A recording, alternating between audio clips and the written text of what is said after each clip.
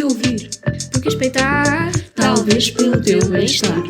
Se queres que algo mude, vem daí pela tua saúde. Eu só tive uma vez uma sessão de educação sexual durante a minha escolaridade toda. Eu tive no básico, na escola básica tive alguma, mas sempre achei que foi um bocado pouco. Eu tive já há uns anitos, já há mais de 10 anos, mas era muito pouco aprofundado. Acho que o mais importante, lá está, são o caso das relações sexuais. Mas acho que o foco muito importante também nas doenças sexualmente transmissíveis, que às vezes é um tópico que não é tão falado. Eu acho que a educação sexual deve ensinar coisas acerca do self e da própria pessoa. Olá, sejam bem-vindos ao Pela Tua Saúde, um podcast sobre saúde feito por jovens a pensar em jovens. Em estúdio, montamos uma espécie de consultório informal, medicamente assistido, para esclarecer dúvidas, discutir dados e curiosidades e explicar o que muitas vezes parece complicado, mas não é. Tudo numa linguagem acessível e sem tabus. Eu sou a Raquel Souza. E eu sou o Guilherme Mazzulli. Esta primeira temporada é dedicada à sexualidade e hoje vamos abordar a educação sexual nas escolas com a doutora Gisela Leiras, especialista em saúde pública. Doutora Gisela Leiras, obrigada por ter aceitado o nosso convite. Muito obrigada. A doutora é também coordenadora do Programa Nacional de Saúde Escolar. Em que consiste esse programa, doutora? O Programa Nacional de Saúde Escolar é bastante abrangente, vai além desta temática da sexualidade, sendo esta uma das áreas abrangidas. Basicamente é um programa vertical que é coordenado a nível da Direção-Geral da Saúde, a parte estratégica, digamos assim, e depois operacionalizado a nível local pelas equipas locais de saúde escolar. Estas equipas são constituídas por profissionais de saúde das ULS, das Unidades Locais de Saúde, quer profissionais das Unidades de Saúde Pública, técnicos de saúde ambiental, médicos de saúde pública, enfermeiros também de saúde pública e saúde comunitária, como profissionais das UCCs e as outras unidades e serviços partilhados das ULS, enfermeiros, nutricionistas, psicólogos. No fundo, tentamos ter aqui uma equipa multidisciplinar e abrangente que possa precisamente abarcar este leque de especialidades e de áreas de saber e competências da área da saúde que nós queremos trabalhadas com os jovens. Okay? Essas equipas depois atuam juntamente com os estabelecimentos de educação e ensino, atuam perto destes profissionais e com aquilo que são os coordenadores dos projetos de educação para a saúde e das áreas de cidadania, que são aqueles que trabalham mais também as áreas da saúde no âmbito da educação para a saúde também, mas não só, ou seja, não fazemos só aqui intervenção no que toca à literacia e educação para a saúde, também tem um papel muito ativo na área das necessidades de saúde especiais, na referenciação e identificação de casos que pode ser, por exemplo, um caso de violência no namoro ou necessidades na área da sexualidade também. E qual é a importância de educar sexualmente as crianças e adolescentes? Eu diria que é de extrema importância e a avaliação de programas e projetos nesta área mostra que quanto mais cedo começarmos as intervenções na área da sexualidade e sobretudo antes do início da atividade sexual, maior efetividade das nossas intervenções. Portanto, deve-se iniciar precocemente e aqui a educação para a sexualidade não é só uma questão sanitarista e biológica, não é só abordar o corpo humano, digamos assim, é também uma questão de competências socioemocionais, da relação com o outro, de conhecer o nosso corpo, e por isso é que também se pode começar cedo a conhecer o corpo, o que é privado, o que é público, a relação em relação ao corpo do outro, à diversidade, à inclusão. Portanto, há aqui uma abrangência de competências que se querem e de atitudes que se querem face à sexualidade, que vai muito além da componente biológica e por isso é que é importante começar cedo, para que depois consigamos ter jovens e adultos que saibam, lá está, o que é o consentimento afirmativo, o que é relacionarmos com a outra pessoa, o que é protegermos também o nosso próprio, as nossas vontades e sabermos impor essas vontades, saber aceitar e ter uma boa autoestima em relação ao nosso corpo e ao nosso desejo, que também é importante, proteger-nos, isto é muito importante, a questão da prevenção em relação a infecções sexualmente transmissíveis, sabemos que também a nível da Europa tem aumentado e, portanto, toda esta toda esta questão, quer da parte da prevenção de doenças, mas também da parte de promoção da saúde e promoção de uma sexualidade positiva, são áreas que têm que ser trabalhadas desde cedo para que, antes que se comecem a manifestar comportamentos errados e também, se calhar, desinformação que possa ser transmitida, possam ter já estes conhecimentos. E de que maneira é abordada a educação sexual nas escolas? A sexualidade é obrigatória no ensino pela Lei 60 de 2009 também, que estabelece aqui a educação sexual no ensino básico e secundário e, portanto, mesmo sem este Programa Nacional de Saúde Escolar, pelo próprio Ministério da Educação e nas escolas, a sexualidade é um tema abordado e lecionado, seja em contexto de disciplinas, digamos assim, que esteja formalmente no programa, seja depois em projetos que as próprias escolas implementem. Para além disso, como disse, as próprias equipas de saúde escolar, com estes profissionais de saúde, com estas equipas multidisciplinares que já falei, também têm projetos de educação para a saúde em que intervêm nas escolas e vão fazer formação aos jovens nestas áreas. E em que idade se começa a falar sobre sexualidade nas escolas e como é que também se adapta a mensagem às diversas faixas etárias? Daquilo que é, lá está, a tal lei de obrigatoriedade a partir do ensino básico, aquilo que nós também queremos e que será também expresso no programa de saúde escolar é desde o pré-escolar, e já evidência de outros países também que mostra que há efetividade da abordagem desde o pré-escolar da sexualidade, que se comece precisamente a abordar estas competências para ter as tais atitudes que desejamos ter. Nos mais novos, não vamos falar tanto aqui das infecções sexualmente transmissíveis ou dos métodos contraceptivos, se calhar aquilo que algumas pessoas estão mais habituadas a ver abordados nas aulas que têm nesta área, digamos assim. Aquilo que vamos começar é precisamente a desenvolver as tais competências socioemocionais das pessoas para relação em relação ao outro, para a aceitação e compreensão da diferença de corpos, do seu próprio corpo, lá está, do que é público e do que é privado. São essas competências que desde cedo devem ser trabalhadas. E a doutora estava falando sobre as equipes que abordam essas temáticas nas escolas, que é uma equipe multidisciplinar. Uhum. Eu gostava de saber quem é que compõe essa equipe e qual a importância de ter uma equipe multidisciplinar que vai além dos professores. Quem compõe estas equipes, posso dizer que é diferente em todo o território nacional. Okay? Nós não temos estipulado uma constituição específica por categoria profissional das equipas. Isto é algo que pode ser ponderado para o futuro, que temos falado que há certas, se calhar, categorias profissionais que devem estar representadas, precisamente para garantir que existe consultoria dos diferentes temas nestas equipas e que há especialização nos diferentes temas nestas equipas, mas não há aqui um mínimo, digamos assim, de representatividade destas equipas. Geralmente, quem é que constitui? Geralmente temos o médico de saúde pública, porque estas equipas também são coordenadas o programa de saúde escolar a nível local é coordenado pelas unidades de saúde pública, geralmente por um médico ou enfermeiro, ou também existe um caso em que é técnico de saúde ambiental, porque estes são os profissionais geralmente que constituem as unidades de saúde pública. E aqui é importante também esta multidisciplinaridade logo à partida, de ter a visão médica, da enfermagem e da saúde ambiental, e mesmo para a sexualidade, apesar de pode não parecer tão evidente, mas quando se fala, e nós gostamos do conceito de educação sexual abrangente, okay, não estamos a falar apenas do comportamento e da disciplina que temos que ensinar, da literacia em sexualidade que temos que dar, mas também da forma e do contexto em que o fazemos. Portanto, ter ambientes seguros e saudáveis também é muito importante e portanto, ir a esta área dos ambientes promotores também de uma sexualidade afirmativa, uma sexualidade segura, não é? Também são aqui conceitos muito importantes.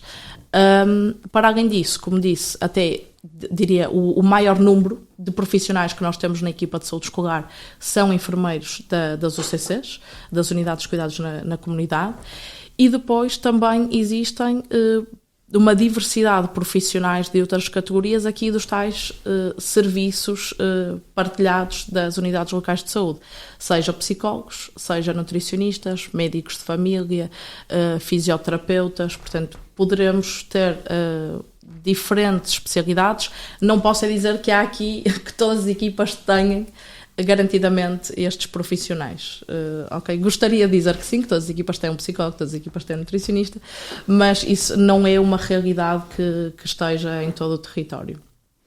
E o Programa Nacional de Saúde Escolar está a ser alterado. O que vai mudar neste programa? O Programa Nacional de Saúde Escolar está atualmente em fase de revisão e espera-se que seja divulgado até ao final deste ano letivo para começar a ser implementado no próximo ano letivo. Isto porque também o programa que nós tínhamos já data de 2015. E o programa vai ter aqui um novo espectro no que toca à população-alvo. Ou seja, vamos a 2 settings novos, digamos, as creches e o ensino superior.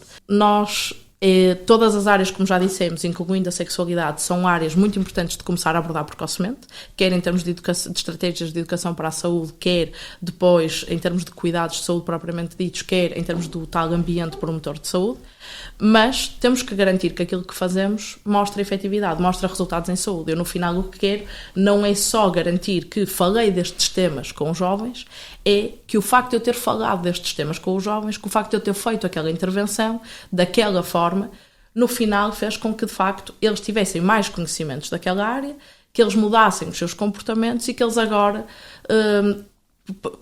pudessem ter conscientemente escolhas informadas e saudáveis a adotar no seu futuro. Nós queremos, no fundo, com o Programa de Saúde Escolar, conseguir com os jovens o mesmo que foi feito com a reciclagem, digamos assim, que eu costumo dar muito este exemplo. A reciclagem não era um hábito quando eu era pequenina, digamos assim, e muito graças às escolas e a começarmos a fazer reciclagem nas escolas, nós próprios levamos este bom hábito para casa, os nossos pais começaram a fazer, nós, enquanto jovens, começamos a pressionar os pais para fazerem a reciclagem e passou a ser um hábito instituído em muitas casas, muito mais do que era um comportamento antigamente. E é isto que nós queremos com a saúde escolar, é mudar os comportamentos e capacitar os nossos jovens para esses comportamentos saudáveis, mas também que eles levem para casa, não é? Que eles também transmitam aos seus familiares. E, para além disso, é importante considerar também que o Programa de Saúde Escolar, apesar de ter um foco muito grande nos jovens, obviamente, não se destina exclusivamente aos alunos, às crianças e aos jovens. Toda a comunidade educativa é alvo de intervenção, desde os professores, os outros profissionais que trabalham nas escolas, a também os próprios pais encarregados de educação, que também devem ser envolvidos em iniciativas destas equipas, e que é muito importante. E falando um pouco mais sobre a implementação do programa no ensino superior, fale um pouco mais sobre por que vocês decidiram alargar isso ao ensino universitário e como isso vai ser abordado nas universidades. É importante irmos para o ensino superior porque continuam a ser jovens que precisam de atenção no que toca, mais uma vez, à literacia em saúde. Cada vez temos visto que é um problema as pessoas saberem os cuidados que devem ter, saberem a que cuidados devem recorrer e saberem que comportamentos devem adotar. E, portanto, capacitar as pessoas para decisões informadas pelos próprios é importante. E os jovens adultos continuam a ser aqui uma população alvo importante, daí o ensino superior. E também porque falamos aqui, no caso também do que a pandemia nos mostrou, não é? Quando falamos de uma pandemia de problemas de saúde mental, ou então aqui no caso que estão a abordar agora da sexualidade e que continuamos a ver um crescendo de infecções sexualmente transmissíveis, de comportamentos de risco e, como se tem visto agora nas notícias, até de casos de violência e de exposição, que mostram claramente que ainda não estamos conscientes o suficiente para certos riscos, não temos ainda, se calhar, a preparação e educação suficiente para saber como agir em determinadas situações, que cuidados devemos ter, próprios e com o outro, e, portanto, não é, digamos assim, um problema que se extingue na adolescência. E quando eu digo um problema, uma necessidade, digamos assim, de ter que capacitar as pessoas a ter estes níveis de literacia em saúde e dar essa formação, e que depois os jovens adultos já estejam plenamente capazes de tomar essas decisões e que se sintam com os níveis de literacia em saúde adequados. Portanto, não queremos descurar e quisemos continuar aqui dentro, e é preciso perceber mais uma vez que os recursos na saúde e das equipas de saúde escolar são limitados. Portanto, poderá não haver a mesma capacidade de resposta aumentando aqui a nossa população-alvo para todos os settings. Por isso é que digo que estabelecer parcerias é muito importante para nós. Não é necessário que vamos intervir e que seja um profissional da equipa de saúde escolar que vai dar uma determinada formação ou que vai fazer um determinado projeto em cada universidade. O que é preciso é que consigamos estabelecer pontos, estabelecer equipas e fazer aqui quase uma formação em cascata, não é? De capacitar, se calhar, lá está, alguns grupos que sejam identificados pelas universidades e que depois possam implementar os próprios projetos nas universidades. O objetivo é esse, e isto também é importante porque tem-se visto que as intervenções são quanto mais eficazes, quanto mais envolvidas as pessoas se sentem. Portanto, envolver, e sobretudo quando já estamos a falar de jovens adultos, já estamos a falar de pessoas no ensino universitário, que são perfeitamente capazes também de depois elas próprias dinamizar projetos, e que até acho que pode ser muito mais interessante e se calhar gerar aqui uma maior capacidade de aprendizagem pelos próprios formadores e por aprendizagem interpares, digamos assim, conseguirmos atingir os objetivos propostos, não é? E voltando aqui ao tema da sexualidade nas escolas, quais são as principais barreiras que encontram?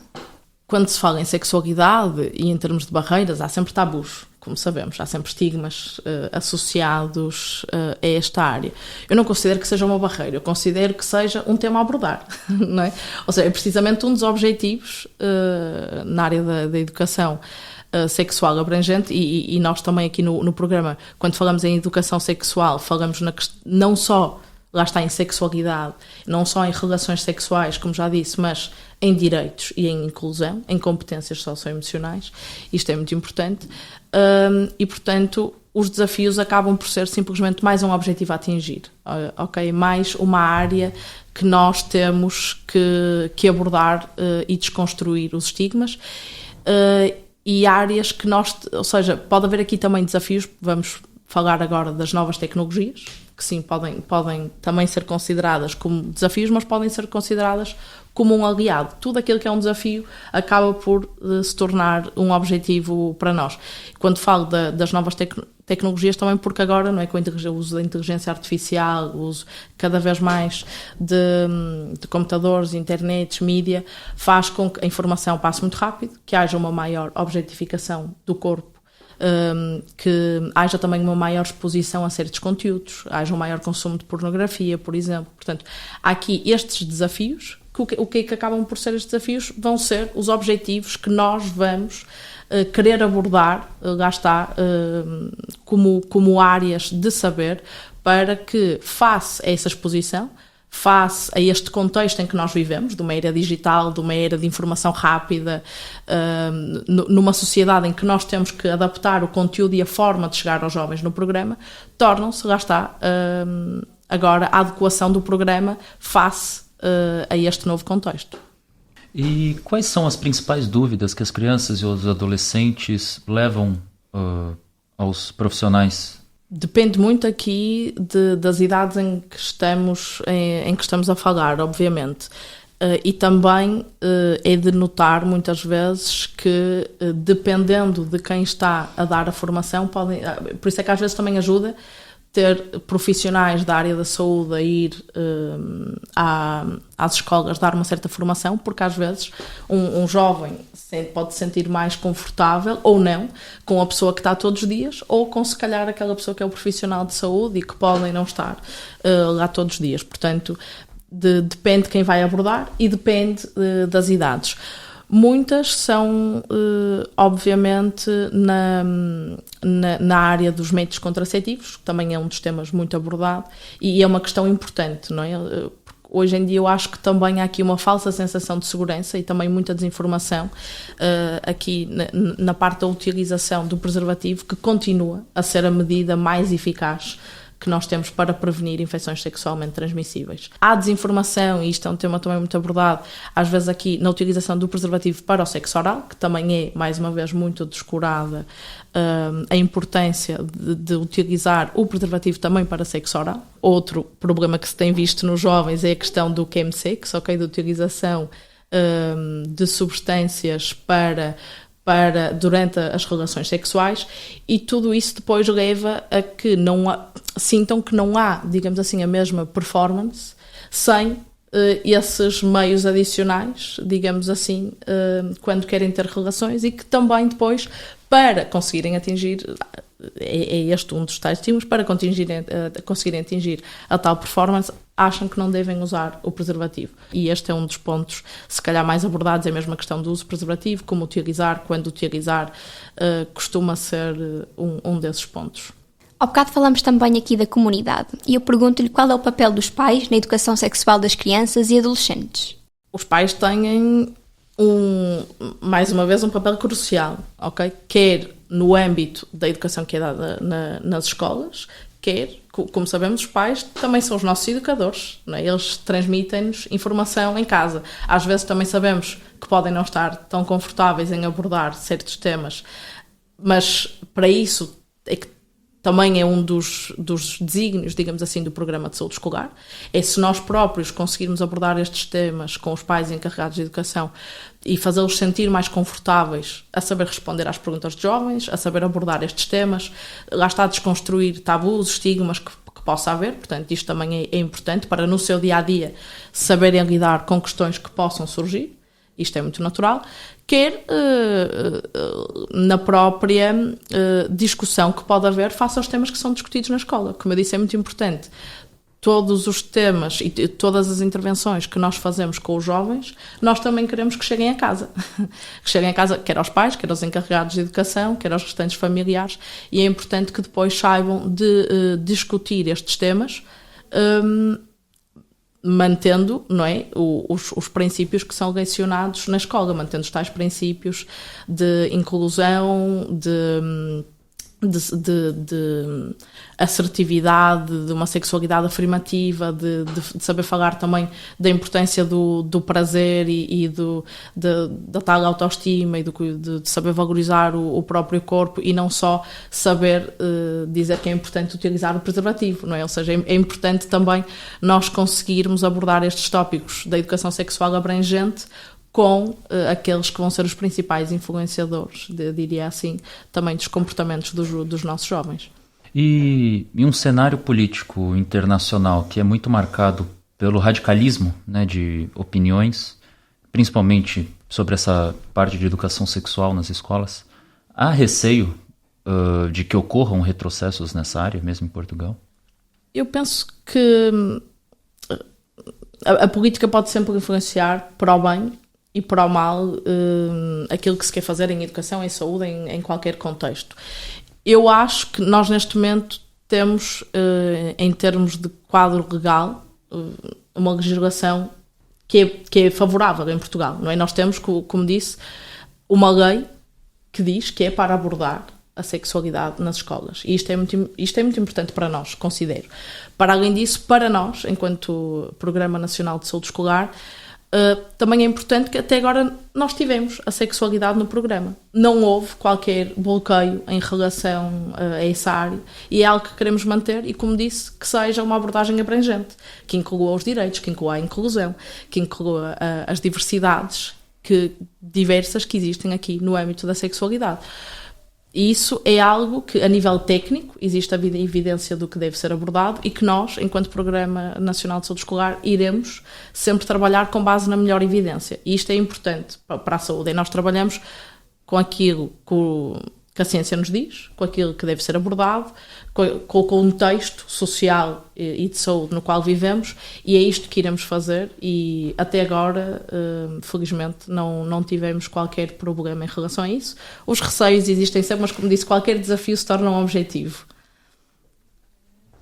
Nós sabemos que existe também o conceito internacional de educação sexual integrada. O que é isto? Como disse, existem diferentes conceitos: sexualidade integrada, sexualidade inclusiva, sexualidade assertiva. Aquela que nós adotamos para o programa é a sexualidade abrangente, educação sexual abrangente, e que também já está patente no trabalho que é feito na área da educação para a sexualidade. E que o nosso objetivo é, lá está, trabalhar de uma forma holística. É o bem-estar, tal como a definição de saúde, bem-estar social, emocional, relacional, com a sexualidade, e não apenas o trabalhar a questão da doença, não apenas trabalhar para a prevenção de infecções sexualmente transmissíveis. É garantir que temos um ambiente também promotor de uma sexualidade positiva, que essa sexualidade positiva seja vista, lá está, na promoção de nós valorizarmos o nosso corpo, as nossas emoções, os nossos desejos, e não só trabalhar a questão orgânica e sanitária, e uma visão também de sexualidade inclusiva no respeito da diversidade de género, diversidade de identidade de género, seja aqui todos estes componentes são muito importantes, de facto, para nós atingirmos os objetivos que queremos na educação para a sexualidade. E voltando agora um pouco às novas tecnologias, cada vez mais as novas gerações ficam mais expostas a conteúdo sexual na internet, seja através de vídeos, redes sociais, mensagens privadas.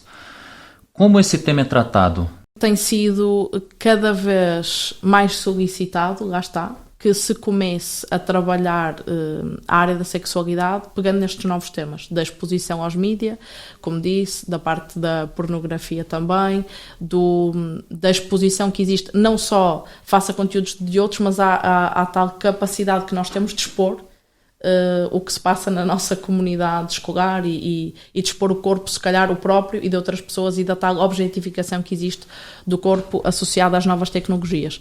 Este é um dos temas trabalhados, é um dos temas que é abordado nas áreas de educação para a saúde. Já existem alguns projetos também nacionais e internacionais que começam a trabalhar esta área. Como disse, é algo que nós estamos atentos para conseguir ver quais os projetos que demonstram efetividade, para depois conseguirmos, com o novo programa, implementar a larga escala estas áreas que começam a ser, lá está, cada vez mais identificadas como uma necessidade de abordagem, sobretudo no ensino secundário e ensino superior. E no que toca à pornografia em específico, de que maneira é que ela é abordada nas escolas? Como digo, ou seja, neste momento nós estamos a construir o programa. Portanto, não existem conteúdos, ok? Existe um referencial de educação para a saúde, existem conteúdos formativos criados quer por algumas equipas de saúde escolar, quer pela própria Direção-Geral de Educação, que abordam também estas áreas. Nós, enquanto programa de saúde escolar, até agora não tínhamos propriamente aqui um material, um recurso, seja um PowerPoint que possa ser utilizado, seja fichas de trabalho ou outro tipo de recursos materiais que possamos utilizar em contexto educativo para abordar estes temas. Isso é algo que nós queremos construir para o futuro. Por isso é que eu digo que, quando referi anteriormente, estamos precisamente a tentar identificar que equipas é que já trabalham nestas áreas, que projetos é que já possa haver que trabalhem estes temas, para perceber a efetividade dos mesmos e depois poder replicar a nível nacional. E agora indo para um outro lado, mas em off, a doutora comentou que o conceito de perda de virgindade já não é exatamente correto. A senhora pode dizer o porquê? Ou seja, perda de virgindade é um conceito social, não é? Primeiro, o que é uma perda? É logo criar um estigma. O que é que estamos a perder, digamos assim? É logo à partida estar a conotar negativamente. E depois o próprio conceito de virgindade, não é? Que historicamente poderia haver, e como digo, conceito social, e que denota aqui uma transição, digamos assim, no corpo da mulher. Biologicamente, o que nós sabemos há uma ruptura do ímã, que pode acontecer até, como sabemos biologicamente, sem serem relações sexuais. Numa atividade desportiva pode, de elevado impacto ou por outras razões, pode acontecer haver aqui uma ruptura do ímã. E, portanto, socialmente a pessoa iria dizer perda de virgindade e associar aquela pessoa que teve relações sexuais, já iniciou a sua prática de atividade sexual, quando não corresponde aqui ao ato biológico da ruptura do ímã. E mais uma vez, para além de haver esta diferença, não é, do que marca aqui a parte biológica e a parte social, há um tabu importante associado e isso é que deve ser desconstruído e se calhar por isso é que devemos deixar cair este conceito, que acho que é bastante negativo estarmos a conotar de uma perda, de olharmos negativamente para este momento da vida de uma pessoa, que é um momento importante e que não deve estar de forma alguma estigmatizado e criar tabu para aquela jovem, não é? Para aquele jovem também. Para terminarmos, temos 2 perguntas de resposta rápida deixadas pelos nossos leitores. A primeira é a seguinte: quais são as estratégias que os pais devem usar para alertar os adolescentes sobre os perigos das redes sociais no que toca ao envolvimento sexual entre os pares? Antes de mais, qualquer estratégia de abordagem dos pais encarregados de educação para com os jovens deve ser uma abordagem compreensiva e inclusiva, ok? Deve ser uma abordagem em que pode haver um espaço de conversa aberta e também é importante, mais uma vez, é um tema em que às vezes pode haver desconhecimento do próprio e que o próprio não é o próprio pai encarregado de educação, pode ter que ir pesquisar algumas informações e até pedir no âmbito de alguma consulta, informação profissional, para conseguir esclarecer o jovem adequadamente. Não acho que deve ser sempre uma conversa aberta às questões que os jovens possam ter. Isto é muito importante, os jovens terem um espaço em que se sentem seguros para colocar as questões que necessitam e que depois o pai, o encarregado de educação aqui, se sinta também capaz de ou esclarecer ou, quando não sabe, saber onde ir procurar a informação ou a quem encaminhar aquele jovem para procurar informação. Acho que isto seria a mensagem mais importante a ter neste âmbito. Sim, e a segunda pergunta acaba esbarrando no que a senhora acabou de dizer. Onde é que os pais podem aprender sobre educação sexual? Ok, uma boa pergunta, de facto. Então, fontes de informação fidedignas, como nós sabemos, é um tema bastante importante. Há sempre o site do SNS e no site do SNS 24 existe para diferentes temas, e aqui nem precisa ser só sexualidade, para tudo que seja uma doença, tem lá quase de A a Z diferentes tópicos que podem ser pesquisados. O próprio site da Direção-Geral da Saúde também tem uma parte que é Saúde de A a Z, onde esses temas também podem ser pesquisados. A própria Direção-Geral da Saúde tem uma divisão de saúde sexual, reprodutiva, infantil e juvenil que trabalha estas áreas, é especializada nestas áreas e que também tem no próprio site da DGS uma página dedicada, digamos assim, a esta área, onde também colocam lá conteúdos que são importantes para os próprios pais encarregados de educação. Sites também úteis do Ministério da Educação, da Direção-Geral de Educação, que tem uma página também na área da cidadania e em específico da área temática da sexualidade, também tem lá vários conteúdos. Lá está PowerPoints, webinars que haja também estão lá.